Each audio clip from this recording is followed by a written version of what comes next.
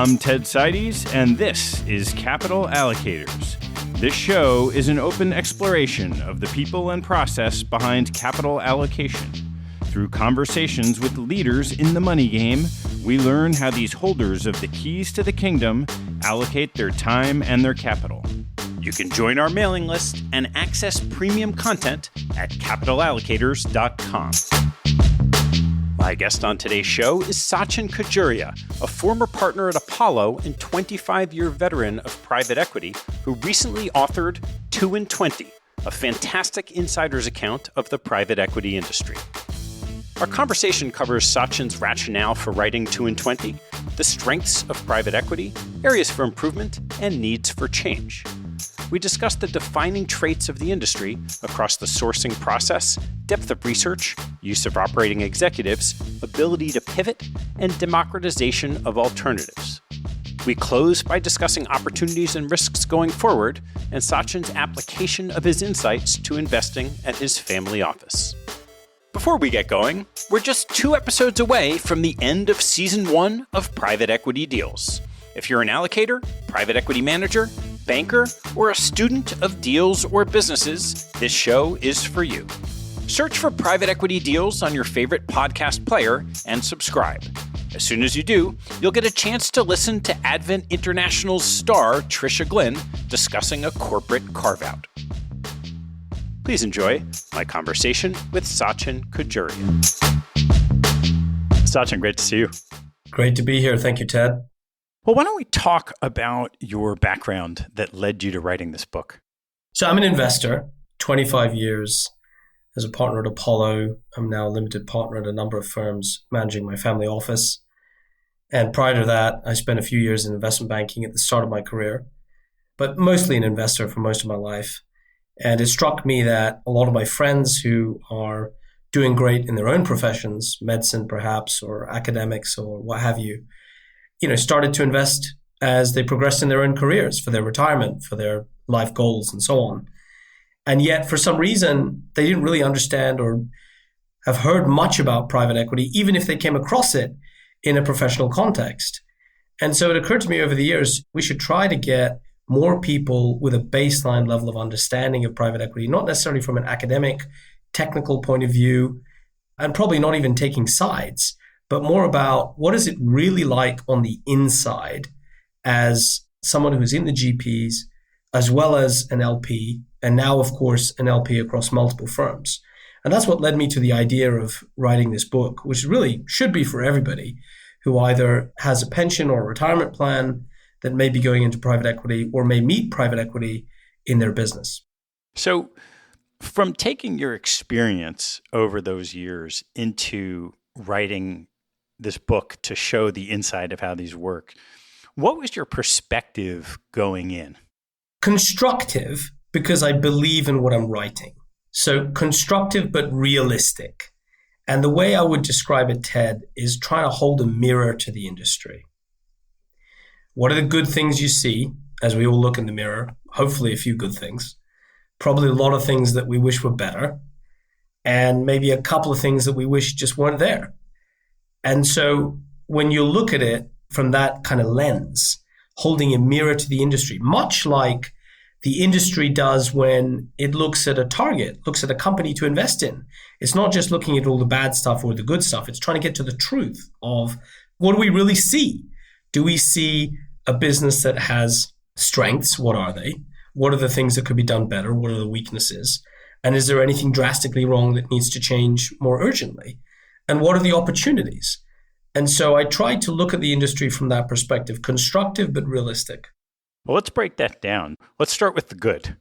From the inside, what do you see as what the good things are about private equity? The good firms that I've been involved with and I invest with now, they really do think like principals, not like advisors. They really are in it with an alignment. And this is rare. It's easy to say. It's very, very hard to do day in, day out. Good deals, bad deals, return of capital, potential loss of capital. They're really thinking about it as if they had all the money in the deal as opposed to them having a fraction of money in the deal and most of the money coming from retirement systems, sovereign wealth funds, what have you. And so that alignment is really powerful when you see people really feel it, Ted. They really feel it, which is like, this is our deal. Or if it's a mess, this is our mess, and we're going to clean it up. It really means that they're fighting for you. They're in your corner. Of course, they're making a great profit out of it if it works out. Of course. There's nothing to hide about that. But if it doesn't work out, they're not consultants. They're not just walking away. And the best firms, they're almost better on defense than they are on offense. So that's number one. Number two, the firms that have gained a certain critical mass, they have what I call in the book the library. They have an amazing network of data, executives, knowledge, know-how, and this gives them a fantastic edge even before you look at things like size and scale. They have great information and they're able to capitalize on it. That's not something you can just replicate by hiring a bunch of folks. You could hire 20 smart investors from 5 different firms, but you wouldn't be able to replicate the knowledge base that's inside those firms. So that's number two. And I think number three, and we talk a lot about this in the book, the best firms have temperament. They are very good at pivoting when they need to pivot, sticking when they need to stick, and really looking at the long term. It's not a trader mentality. It's not buy low, sell high. It's not like, oh, what's the hot piece of information we can trade on? It's nothing like that. It's very much like, we could own this for 10 years or more. What is going to get us to the outcome we want? How do we recalibrate that outcome continuously? And how do we then reverse engineer into what we have to do today to be able to get to that outcome? And that takes temperament. That takes a sort of the ability to leap when there's chaos, the ability to freeze when you need to freeze. That takes a certain long-term perspective. So those three, I think, are the key things that I've come across. On alignment, you said there are only a few firms that really kind of get this right.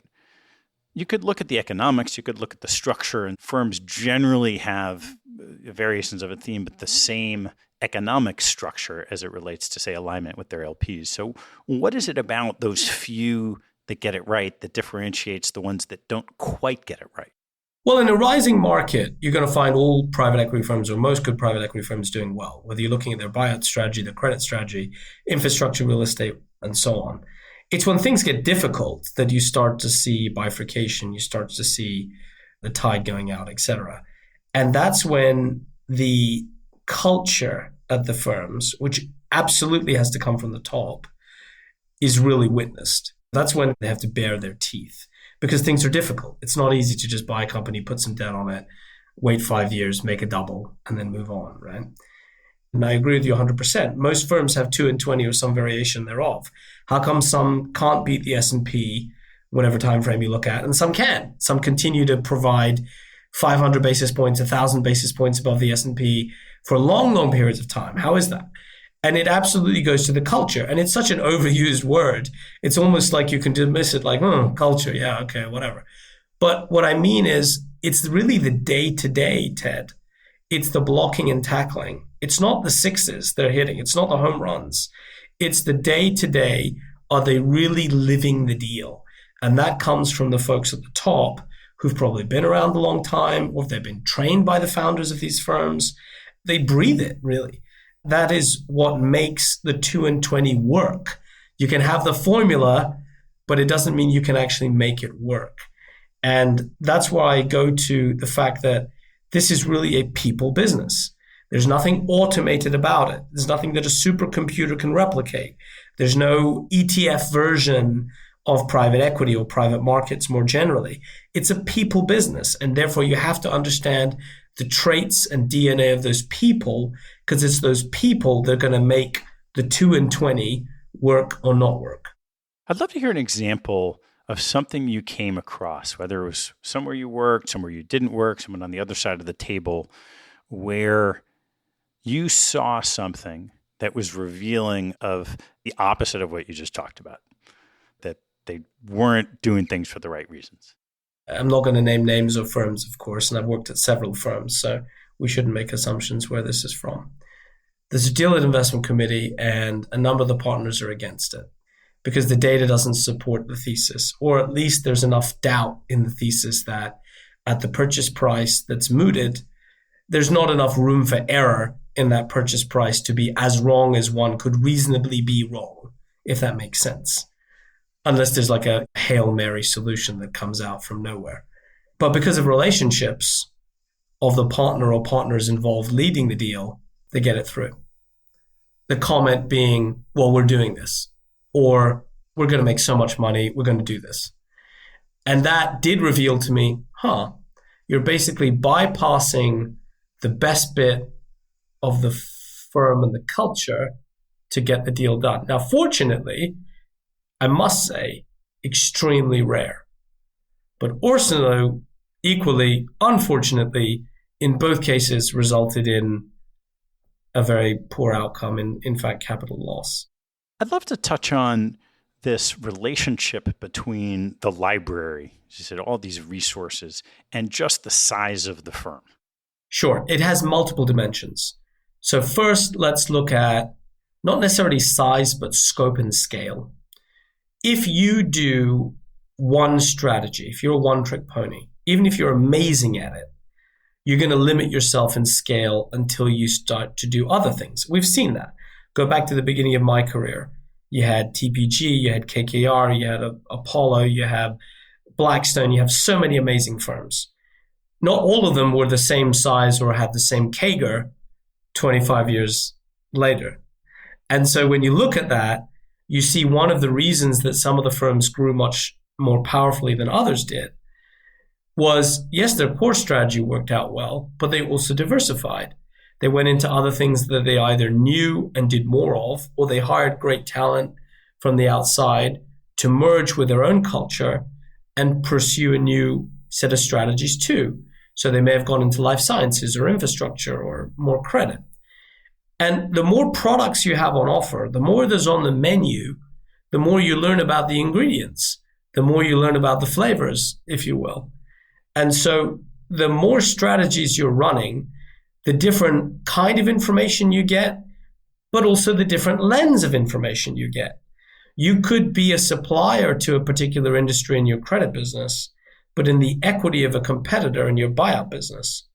You could be the infrastructure of a particular company in your real estate or infrastructure fund, and then you could be the debt provider to the services aspect of that company in another fund.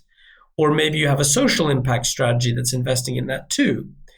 So you can see that the more games you're in, the more information you're going to gather. So that's number one. The second dimension to it is, of course, many firms are very careful, as they should be, with information walls. But you are going to have opportunities where strategies can either work together, because let's say they're tackling a complex situation that requires more than one fund to look at that strategy. Or you could have certain individuals that are above those information walls because they're particularly senior and they have to take a certain leadership view. And when you have that ability, that flexibility, I would say, to either look at multiple strategies on the same deal or involve people who sit above the wall, that also gives a different kind of learning and perspective.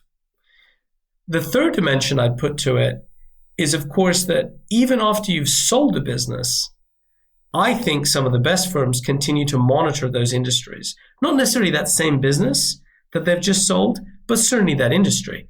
So if they pop back into that industry at some point in time, it's not like the best they can look up is a deal from 3-5 years ago. They'll still have folks analyzing the significant trends in that industry long after that business has been exited. And where it really gets powerful, Ted, is when you add it all together. It's not one of these things. And when you add it all together and you combine it with size, so you're not just able to do the $1 billion deal, but you can also do the $5 or even $10 billion deal, then suddenly you get into a class of your own. You're like in, to use a soccer analogy, you're like in the Champions League of private equity. And that's what we found now, that there's a handful of these firms that are able to look at information, cut so many different ways, so many lenses. And as an LP, you can look at it and you can say, how amazing is it that some of these firms can have a flashcard or a CEO survey of sentiment, or they have the heat map of what's happening in each pocket of the industry ahead of what you read in the press. And so they can tell what's happening. And of course, they're not the only firms. I mean, investment banks would have this too for their clients and other things. But I think the perspective is a little bit different as a principal as opposed to an advisor. And so this, I think, is a huge information advantage because not only does it help you scout for new opportunities, it also helps you, I think, defend your existing investments better if you know what's coming down the road. I'm curious to ask what your view is of, let's just say, the mid-market, because a lot of these advantages you're espousing accrue to larger players. You get more breadth, more scale, more resources, more information. What's your sense of the investment prospects of the larger mega caps with all these resources compared to, say, the mid-market? So I think the ones that do things really well, in my view, are able to adapt very quickly to changing environments, whether it's higher inflation and interest rates, slower macro, dislocation, 1-in-100-year events like COVID. And so I think that although they'll find blips, they'll find certain investments don't do well. In general, across a particular strategy or fund, they're going to do quite well. And this is why with the previous question, I started with the strategies they run rather than necessarily the size. I think it's not necessarily just size is the driver. I think it's the people, Ted. If you have amazing people who leave one firm and start their own firm that's, let's say, 5 billion of assets or 2 billion of assets, as opposed to 50 or 100 or 500, it doesn't mean that they're not going to be able to replicate the success. It's because it's a people business. It's the individuals. So I tend to look at, okay, who's doing that mid-market strategy as opposed to the fact that it's a mid-market strategy. But digging into that another layer, historically, some of the best returns have been found in smaller pockets of the market that have been less mined than the larger pockets. Now, I think there's an argument to say that they're harder to find these days, but it's pretty ripe at all size levels. But I think you can scale it. So, for example, if you are a mid-market specialist and you specialize in, let's say, 5-6 different industries, right? You've been doing that for a fairly long time, or you're staffed by great people that have left larger firms or other firms who have done that in their careers. It's not that hard to scale up or down in size. It's probably easier to scale up than down. I think that's right. But it's not that hard if you got the right people. And so I'm quite optimistic. In fact, some of the things I'm looking at to invest in for my family office right now are actually a lot smaller than the mega funds, simply because the numbers are out of this world. I mean, they're producing incredible numbers. And so it deserves a lot of investigation. I will say, however, that in the mid-market, I think you got to be more careful because there are a lot of copycat kind of funds which do exist in the mid-market that you do find at the higher end, but I think is perhaps more prevalent in the mid-market. I'm not sure that's too controversial to say that. But I look at the people and I look at the numbers, and I think all those things are applicable in the mid-market if you got the right folks involved. As you were writing the stories in this book, what occurred to you that you said, look, there are things that are good with private equity, the things that could be better and the things that aren't there. What's some things that you see that you think could be better? It has so many aspects. I think number one, and we should just get it out there because I saw that in the reaction to the book, we had generally some very good reviews, but we also had some comments from people that were at reputable publications, but they just hate private equity. I think number one, the industry can do a better job of presenting itself. I think in general, the industry has done a much better job in recent years of, emphasizing the positives it does for communities, for diversity, for all the right things for the environment, social investing. But I think it could do an even better job. And I think the reason that would be helpful is that there will be less noise around the industry so they can kind of get on with their jobs, right? So I think that's number one. Number two, I think it's not unfair to say that although the industry has gone a long way in spreading some of the returns, and you've seen that on specific deals quite explicitly, where the returns are not just given out at the C-suite, they're kind of spread across the companies that are invested. I think we need to see a lot more of that. I'm not sure you want to get into a world where you sort of necessarily regulate it or force it. It has to make sense and it has to fit with the culture of the firm and all those things. But I think it's so good when you see it being done, when you see so much profits made and it's spread not just amongst the C-suite, but it kind of passes all the way. I think you need to see more of that. I think that's fair. And then equally, if you look at the size and scale of this industry, 12 odd trillion on its way to 20 trillion across private markets in the next decade, this is an important part of the economy, period. It's not just important to know if you're on Wall Street. It's important to know even on Main Street. And therefore, I think if you look at the way the industry responded to assist in Corona and assisted with donations, with community service, with all those things, I think that's certainly a lot better than potentially it was in prior national or even international crises. But I think there's a ways to go. So I think this is an industry that's an important part of the economy. It's almost a steward of significant parts of the economy, certain significant industries. And I think once we start to recognize it as kind of like these are sort of modern industrialists in a financial sense, I think there's a certain responsibility that goes with that we're seeing a lot of great things. I think we should celebrate that. We should be very honest and positive about that. But I think there could be more. And what are the aspects that you think just aren't there? This is changing. So if you look at who invests in this industry, it goes back to the first question we had about the perspective and the reason for writing the book. Not many people know about private equity as much as they should. Not many people invest in private equity as much as they could benefit from. So some folks still see this as, private equity is only for people of a certain wealth or only for certain kinds of institutions. Whereas actually you and I both know that a lot of folks' pension plans are invested or retirement plans are invested in private markets. They probably don't know about it.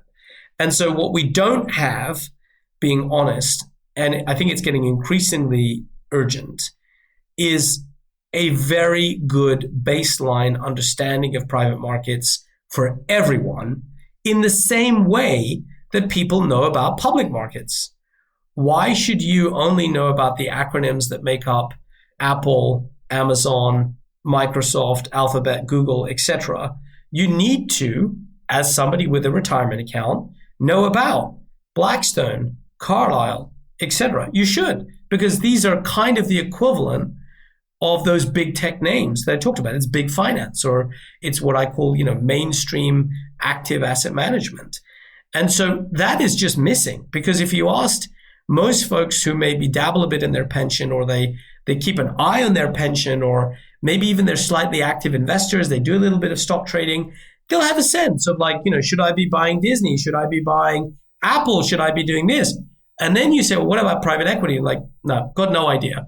But the check sizes are getting smaller, Ted. It's not just multi-million-dollar tickets. There are $50,000 tickets. There are $20,000 tickets. There are now $10,000 tickets coming out. And it's not fully available to retail, but it's coming.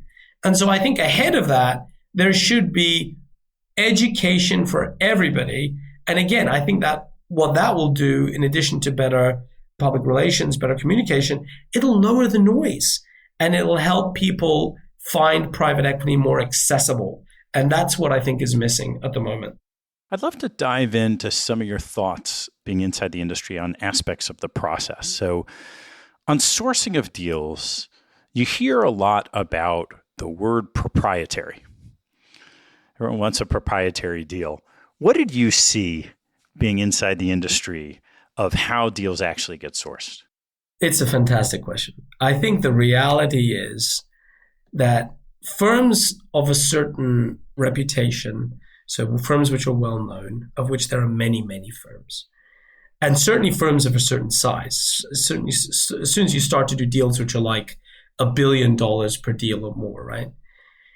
It's hard to say that no one else will ever look at that deal other than you between the time the idea comes up and you closing the deal. No one's ever going to look at that deal, ever. It's going to be totally under the radar screen, and no one is ever going to even have any idea that it's happening. It's a total surprise, okay? That's very difficult. Why is that difficult? Well, let's start with the seller. The seller probably has some obligation to stockholders, to their investors, to actually check that the terms are good terms. And so at some stage, they will probably need to hire an investment bank or themselves or some other broker or something to check that what they're doing makes sense. We're carving out this business. We're selling it to a unit at Carlisle or whatever, is that the right price? Is that, well, then their advisor will be like, well, have you checked with anyone else? And they say, well, no, we decided not to check anything with anybody. I mean, that doesn't really fly. And so I think there's a certain recognition that you're going to have competition at some stage. But if you have competition at the stage where you have been sufficiently ahead of the game, you've followed that industry for a long time, you've possibly looked at that industry through multiple lenses, the credit lens, the infrastructure lens, the real estate lens. Maybe you owned the business before or its competitor. Maybe you looked at the business and backed away, or maybe you were beaten at buying business because somebody else paid a higher price. Or maybe you're buying it out of bankruptcy and you'd looked at it previously when the company was not in financial difficulty. If you're ahead of the game, then you developed, I would say, an edge. And it's that edge that counts rather than necessarily getting so hung up on the fact that it's proprietary. That's number one. Number two, there are ideas which are genuinely people of first movers. So the most obvious and probably the most important, I would think, in the last decade is financial services. The firms that looked at insurance, banks, ahead of everybody else have found that most folks at the similar scale have copied them since. And that tells you something. They had an edge. They had an advantage. It was proprietary. They had an idea. At the time they did their first, second, or third deals, they were ahead of the competition. And they've probably continued to evolve such that others, even if they are copying them, maybe those folks are now doing insurance 2.0, 3.0, 4.0 rather than insurance 1.0, right?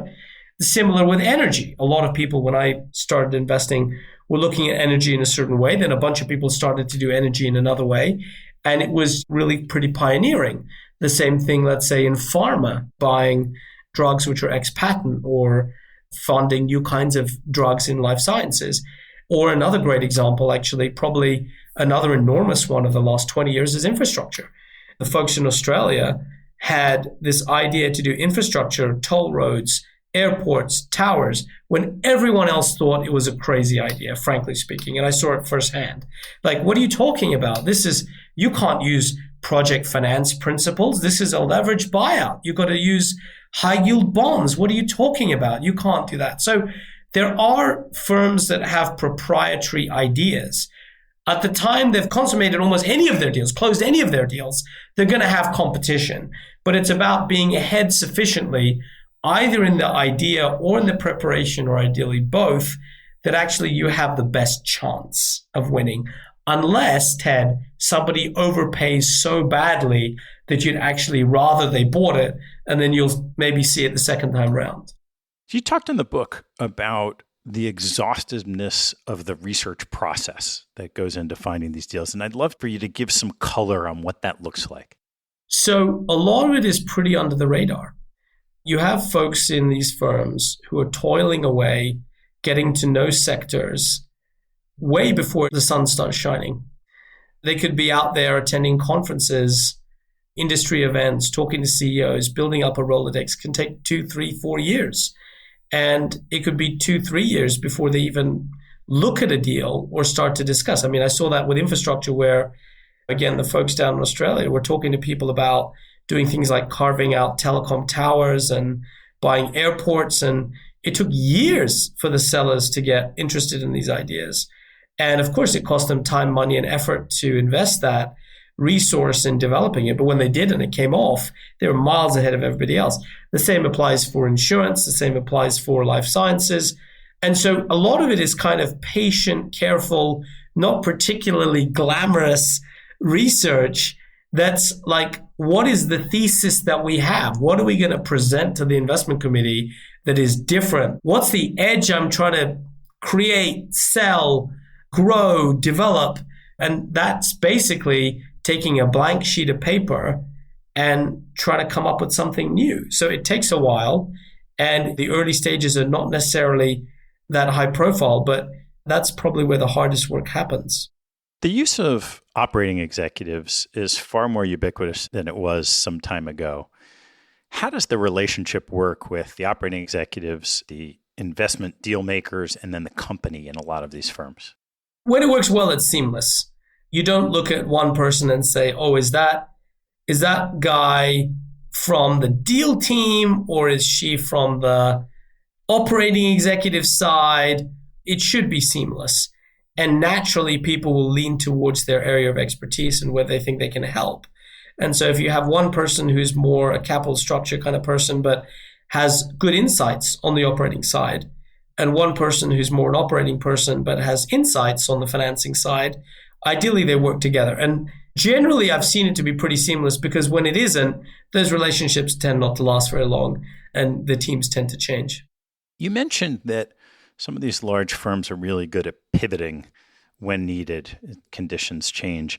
I'd love to chat a little bit about evolution and innovation. We've seen, for example, growth equity become a huge thing in the private equity community, where if you went back 20 years, it was a lot more just cash flow generative businesses on leverage only. Now, probably both. Love to hear your thoughts on what's changed over time and then how that's happened within the firms. So I think how it's happened is from the top, where at the firms that have evolved the most, you've had people consciously taking decisions that they want to look at things that make sense for the investors and grow in a way that the market is growing, that society is growing, move with the times. So in a certain sense, these folks at the very top can be generalists, right? Because they're like, their background might be buyouts or distressed or what have you. But then they look at it and like, well, you know what, we really need to get into performing credit, because we know a lot about distressed credit, but actually performing credit makes a lot of sense now, or the other way around. And so it starts at the top with an openness to grow. And that's a little bit of an emotional decision as well, because if you don't have personal expertise in the areas you want to grow, you've got to bring people in. And you've got to make sure that works, that fits. And sometimes there are tough starts and there are restarts and there are hires that don't work out and there are teams that don't work out. I mean, we've seen it all. It's perfectly normal. It can happen in any industry. And so I think that intellectual open-mindedness is what starts. You then have a sort of emotional acceptance that you got to, hire and bring people into your culture, your firm, and integrate people and learn from their culture as they come in and so on. And as that happens, you find that typically the firms merge a bit of their own DNA with the culture and expertise of who's coming in. So let's say a firm that does buyouts and credit starts to look at infrastructure. It'll take a person or two from the outside and they'll work alongside somebody from the inside. And that's how you get that meld of, here's an amalgam of what we do well and what you do well, but let's do this new thing in our way so we can understand it. And sure, it can continue to evolve, absolutely. And it also needs to be sellable to investors, right? Because if you're going to go out and raise capital and the firm has never done that before and hired people coming in, it probably looks better and it makes a lot more sense, of course, to look like a joint effort rather than, let's say, like buying a unit coming in from the outside. And we've seen that evolution right throughout. So that's when it's kind of like a step away from what the firm is doing already. And then you have natural evolution. We talked about financial services. You have firms that are going into the pension space or going into aircraft leasing. They're doing performing credit and they start doing private credit. This kind of white space that is either left behind by the Wall Street banks, as we've seen since the financial crisis, or just space that's generated by these firms to say, well, listen, we're doing stuff which is adjacent to this sector. It's not that much of a stretch for us to learn about it and try to do some stuff in this sector too. And those are areas where you don't necessarily need to hire a whole team. You may hire 1 or 2 people, but you need to sort of ease your way in through research. And so that's why we've seen today that, private equity, to be honest, Ted, is very much mainstream. It's in everything from not just, the big industries in the economy that you know about, chemicals, energy, aerospace, defense, telecom, financial services. It's also in lots of things that you don't associate with private equity. It's in dating apps. It's in cybersecurity. It's in college textbooks. It's in nurseries. It's in, to take a recent movie, it's in the Top Gun fighter jet training school. It's everywhere. It's in Chelsea Football Club. And so this is how it's kind of moved. And as private equity starts to sort of mirror the economy, it goes alongside what I've been saying with there should be a general understanding of private equity because private equity has permeated not just Wall Street, but also Main Street. So having sat on both sides of the fence of GP and LP, what are the things that you think you either don't have the information to understand or just misunderstood by those on the LP side that haven't sat inside the sausage factory at the GP? I wouldn't say I've met many LPs who just don't understand, but I think it's a different thing to know how deals work and to read the presentations and attend the conferences than necessarily seeing how it happens day to day. I'm not sure they need to necessarily see it day to day because otherwise, to a certain extent, Ted, they'd be working there, right? But I think the way I'd put it is that what I hope is increasingly appreciated is that private equity professionals do eat what they cook. They do act with an alignment. And I think it's one of those things that's kind of so obvious and easy to say and to point out, but until you've really seen it work at every hour of the day, it can be hard to sort of remember or even in some cases believe. And so I think the best way to evidence it, of course, is the results. And that's where some of the most interesting and memorable things that I've worked on, or even that I've just seen on both sides of the fence, have been where a deal hasn't worked out in the beginning, but actually the folks have fought tooth and nail to make sure it works out at the end. That's not something that an ETF can do, Ted. That's not something that is going to work out in the passive markets. It's only going to happen with passive management.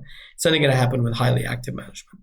We hear more and more about, call it the democratization of private equity, the platforms to bring it down to high net worth and eventually retail.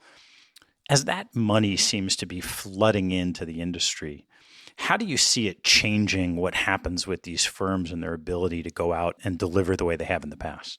So I think you might get slightly different products offered to retail investors than you do to large institutional funds. You might have different protections, different risk return dynamics. There's a lot of smart people working on all these things to try to figure out how do we address retail well, rather than just, the first step was like, let's set up a feeder fund and let's feed this multi-billion-dollar fund with not just institutional capital, but retail capital through some kind of feeder or some wealth management unit or so on. And then there's like, how do we produce products which are specifically for the retail market? There's lots of different ways. And I think what you'll find is that as the menu available to retail grows, you'll find firms tend to emphasize or de-emphasize what's important to the end investor. So if you have, for example, certain retail funds which they want to emphasize the social investing component even more, you'll find that the strategy offered to them is different than, let's say, other investors. That's a possibility. The other way it could change the firms, I think, and I think this is very positive, is that as soon as we reach that tipping point where it's no longer Wall Street serving a bit of Main Street, but it's Wall Street and Main Street are kind of the same thing. It's just the economy. Because that's really where we are with public markets now. If you're an investor in Apple or Disney or any of these other great stocks, you're not thinking like, oh, I'm going into a Wall Street product. You know what the company is, you know what it does. And I think not too far in the future, probably next decade or so, where people start to say, yeah, I'm invested in buyouts. And someone's like, what do you mean buyouts? What are buyouts?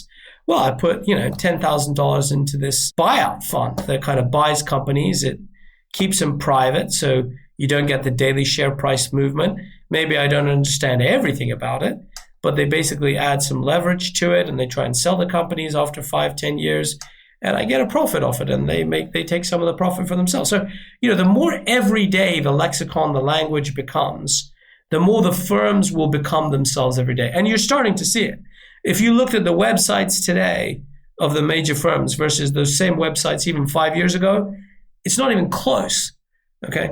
You have continuous disclosure on social impact investing, on diversity, on impact in the community. Our mission is to serve everybody kind of thing. It's not, there are times when a lot of these firms didn't even have a website. And so as this migration has happened from small private partnerships to private partnerships managing large pools of money, to, in many cases, public companies, corporations, to now corporations managing both institutional and retail money, this democratization of finance, which is one of the key reasons that I wrote the book, it ends in a place where you realize that, you know what, these are just mainstream active managers. The difference is they're active.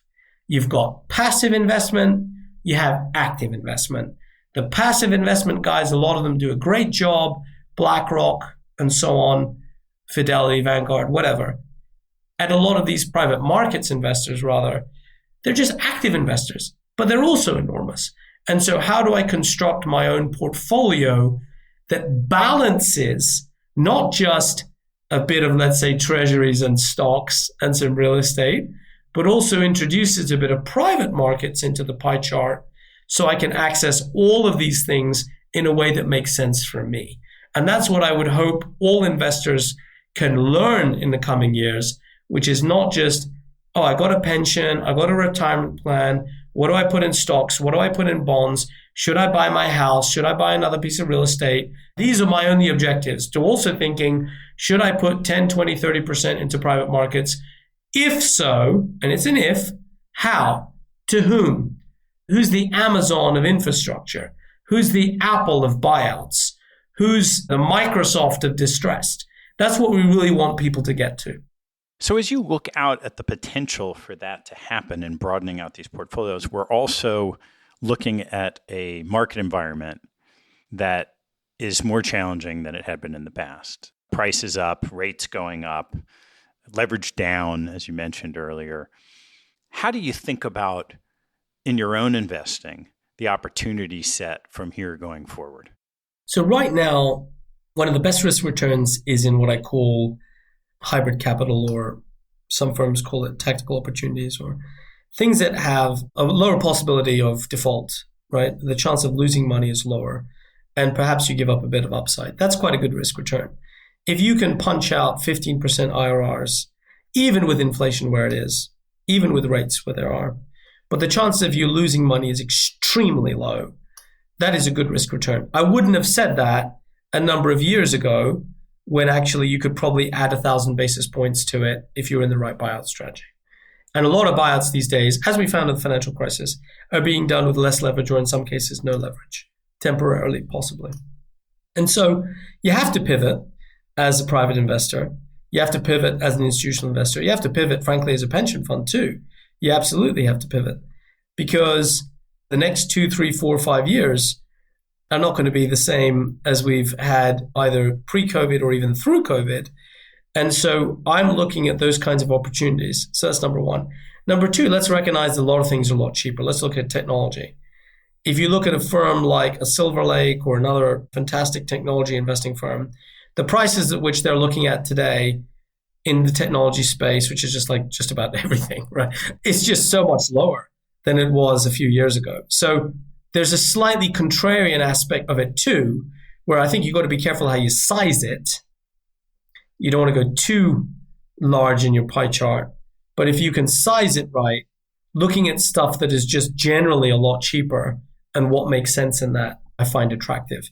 And then, of course, with inflation where it is, you look at assets that could be a natural inflation hedge. And some people have talked about doing more in infrastructure or more in real estate. And so I wouldn't say it's anything particularly revolutionary, but it's about actually doing it and then actually introducing a bit of it in your portfolio.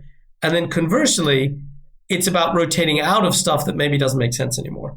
So if you've got capital coming out of a fund that was a great strategy in the previous 5, 10 years, not necessarily just re-upping automatically, but also saying, well, let's be honest, are they really going to be able to deliver that? Or should I sit the next one out and come back in 5, 7 years' time? When you're looking at how you want to deploy capital in the space, how have you decided which funds to invest in and maybe when to do deals versus invest in funds? So I think when it's a scale that I couldn't do as a private individual or through a family office, then obviously you're going to be looking at firms that can look at a certain, multi-billion-dollar scale. In the same way, there are firms that have certain expertise in things that I don't have a personal background in, or I have done a little bit of, but not enough to sort of feel, let me do this myself. It could be some more advanced areas of life sciences or commercial real estate or things like that. So I think it's a little bit self-selecting in a way. There are things that obviously don't make sense for me to do on my own. But I think when you look at things like distressed, when you look at individual credits, or you look at smaller buyouts, as we talked about before, there's a lot of things I see where actually what I'm being offered as an LP makes a lot less sense than me doing it to myself. Because if you take a distressed fund or a credit fund, a lot of the things I've been offered, they're taking 10+% risk at least, but they're offering 6, 7. Doesn't make sense. And you're better off trying to create your own basket of whatever diversification you're comfortable with if you know how to do it. But I think, I'm not sure that's accessible for everybody, but I think, that's the way I've looked at it, is trying to sort of be honest and open about things that I just know I can't do. And then things that I have done previously and done for a long time, just sort of back myself and be brave enough to sort of do things on my own in that sense. And so far it's working out reasonably well. What are you most worried about with your investments and the strategies? I think, again, it goes back to people. You can't control who's hired, who moves on. You want to see that hunger, that intensity, that alignment. There'll come a time when I know a lot of people in a lot of firms that may change over time, right? As people go off and do other things. And so that's probably the thing that I start to be like, who, or like, what? I have no idea who's doing that deal or who's the lead on that deal. I don't even have their number. I don't know how to call them. I'm not sure how to. I think it goes back to the people. That's the number one thing that I hope stays in the industry, is high quality people with the alignment. So what's happened since the book came out? It's been a crazy experience. It's been incredibly positive.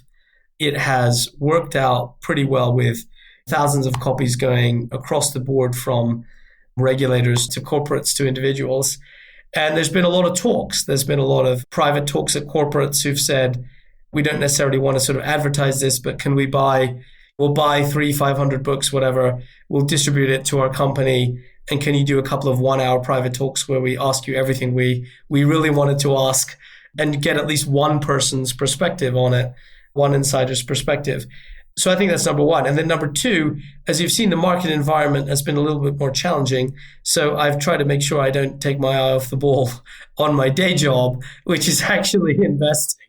And so it's only been 3 months since the book came out, but certainly the markets have kept me pretty busy, and I think will do, at least for the balance of the year. What I would very much hope, and we have started to talk about this with the publisher, with the agents, is some form of screen treatment or adaptation, because I think there are so many stories that have not been told and that would be very interesting and also fun for people to see. So I think 2 and 20 being on the screen, I think would be a lot of fun for everybody, and we'll see what happens. What's your favorite story from the book? That's such a tough one. I think one of the most impressive is chapter 7, Never React, Always Respond. And it's about a leader who is under pressure because of a number of crises and comes out with amazing temperament and manages just to turn things around and just go from strength to strength. There's a lot of sub-stories in that chapter you would have seen, but I think chapter 7 is one of my favorites. I also think chapter 1, where The Best Game in Town, where there's an investment that a company used to own, they'd sold it, and then suddenly they're looking at buying securities as if it's a public markets investment, but they have great information. That's another good story. And then I think at the end of the book, there's a chapter where the private equity firm actually looks to buy out assets from another firm that's in trouble. I think we're going to actually start to see a little bit of that. So that's something to think about for the future. Great. Well, Sachin, I can't let you go without asking a couple of fun closing questions. So what's your favorite hobby or activity outside of work and family? So increasingly it's tennis. And so outside of work, family, socializing, I picked up tennis in the pandemic, and as a great outdoor sport, not that much contact involved. I got to say I'm hooked. One of the things about writing a book is you actually start to read a lot more. So I've been reading a lot. I'd give you those two, reading and tennis. What's your biggest investment pet peeve? We alluded to it before. It's when people leading a deal have an ability to push something through based on relationships rather than merit. And it's very rare. Which 2 people have had the biggest impact on your professional life? The first founder I worked for incredible man, exceptional talent. And he's seen the movie before so many times. He remains an enormous influence, and I'm incredibly grateful to have worked for him, with people around him. And then I would say the founders at the last firm I worked for, I think a lot of what they've done, one or two of them in particular, speaks for themselves. What teaching from your parents has most stayed with you? Oh, there's many. I would say a number of things related to basic values and right and wrong, justice, all those things. All of that applies to investing. I think more specific perhaps in this context, and I put a quote at the beginning of the book, actually, that is relevant here. It's a quote from a speech by Roosevelt. It's not the critic that counts. It's the person in the arena. It's the person who's trying. And even if they fail, at least they'll never fail being one of those folks who knows neither victory nor defeat. That's something that my parents told me in the very beginning. It's quite hard for a child to kind of grasp, maybe. But as I got older, I realized it's not the cricket that counts. It's the person in the arena. All right, last one. What life lesson have you learned that you wish you knew a lot earlier in life? I would say it's okay to keep things very simple and to just follow the plan. You don't need to elaborate. You don't need to get too distracted. If you have certain goals in life, certain objectives, just follow them. And the way I would put it is make a long list of what you think you want in your life and go after it. And only change it if you really want to change the list. Great. Sachin, thanks so much for sharing the stories. No, thank you. It's been a real pleasure, Ted. I'm very grateful. Thanks for listening to the show. If you like what you heard, hop on our website at capitalallocators.com, where you can access past shows, join our mailing list, and sign up for premium content. Have a good one, and see you next time.